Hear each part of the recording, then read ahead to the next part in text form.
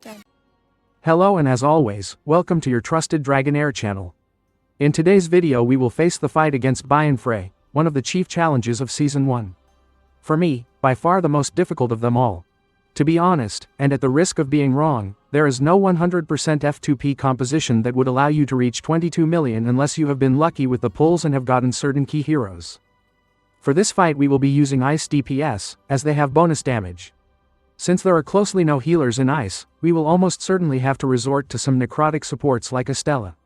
Tauren, Zarloth or Thea can be other viable options, but you should keep in mind not to neglect your necrotic team either, since each hero can only be used once. All this changes if, like me, you have been lucky with the pulls and have gotten Vorish and Felosia. They are able to keep the team alive and running for the 5 minutes that the battle lasts, allowing us to optimize our damage. I will be using this team. As I mentioned before, I am lucky to have gotten Felosia and Vorish, as well as Hakadir, who is an excellent Frost enabler. Later I will explain what role each of them plays.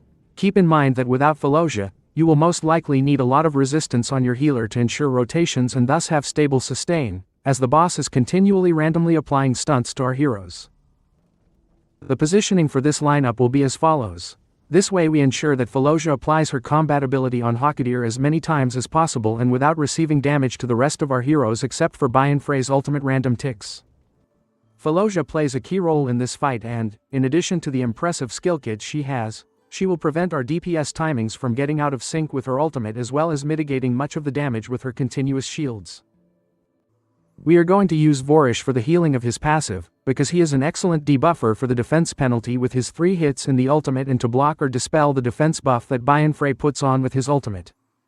As for Hakadir, we will use him both as a tank and as an enabler for our DPS, since he not only applies Frost but also gives them a 30% attack when using his ultimate. This makes him a very useful character within the lineup. For everything to work optimally, the timings must be as follows.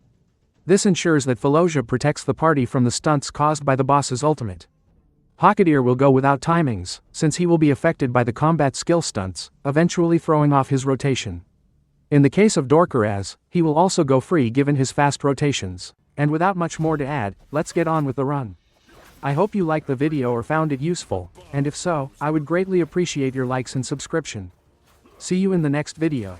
Thank you very much.